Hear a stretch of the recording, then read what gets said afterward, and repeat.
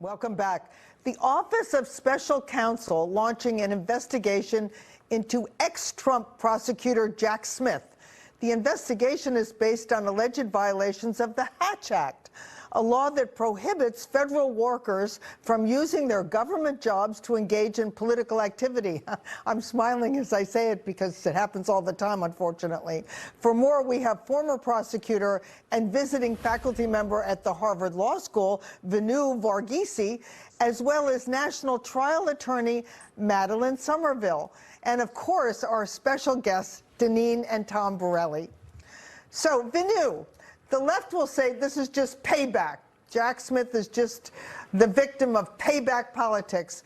But was Jack Smith's appointment to be a special prosecutor ever even constitutional? Well, it certainly seemed to violate the statute for which he was appointed, which said that a special prosecutor must come from outside the Department of Justice. So the fact that he was appointed when he was already a sitting prosecutor seemed inappropriate. So I think there's problems with his acting as special prosecutor. So look, this is par for the course. Everyone gets investigated by the opposing party. So he's just going to have to go through it and deal with it just like everyone else. But the fact that he's not in government anymore, is he more or less shielded from any real consequences? Go ahead.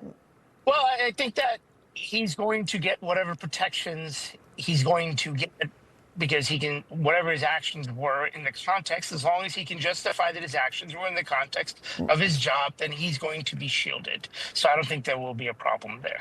Okay, Madeline Summerville, let's ask you about another clown show going on in Washington right now. The fight over the blue slip Senate tradition that a senator can block a presidential appointment from his or her state. Tell us what you think of this. Sure. Good morning, everybody. Good morning, Borellis. We usually talk during the week. So I like tradition in general. I think it's not required, but it's interesting, and it should at least be discussed or respected, right? And I'm not here to defend Chuck Grassley in general, right?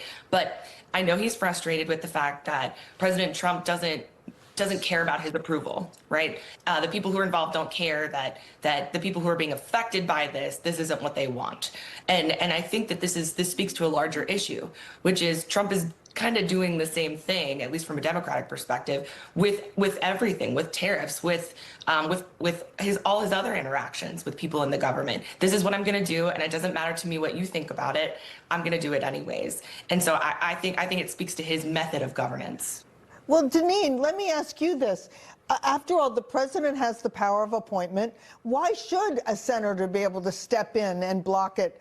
It's holding up the whole government for what some people would say is just a silly tradition. Well, you're looking at how they continue to block Trump on all ends. And so now the Senate's in recess. So we're not going to move forward on anything until after Labor Day. Look, this all comes down to not allowing the president to move his agenda forward. There's absolutely no reason why these nominees should not have been already put through. You already had a bipartisan support.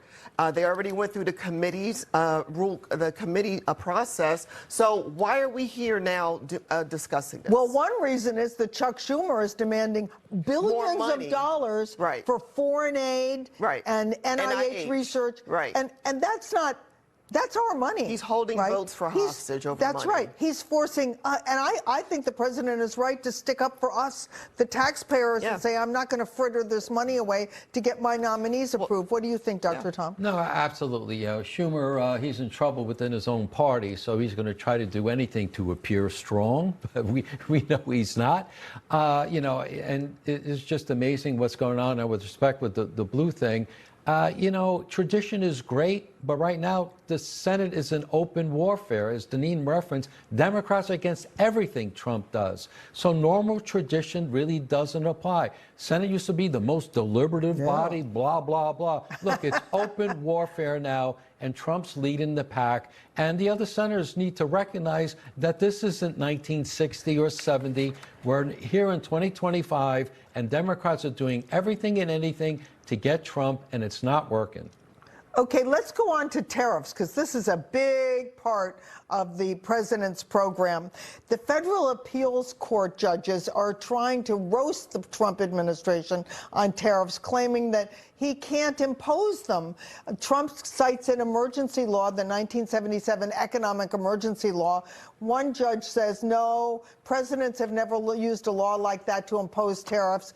So, Vinoo, isn't our trade deficit enough of an emergency for Trump to step forward and say, I'm exercising this authority? Well, that's the argument made by Trump's lawyer, but that was criticized by the appellate court. So ultimately, this is going to head to the Supreme Court, and they're going to decide whether President Trump can use the act to do what he wants with the trade deficit. You know, I think these Supreme Court judges are going to have to get some overtime pay because they've never had so many cases between the president and the other branches of government. It's really interesting. Vinoo Varghese, Madeline Summerville, Deneen Borelli, and Tom Borelli, you stick around, but thank you to our guests for joining us.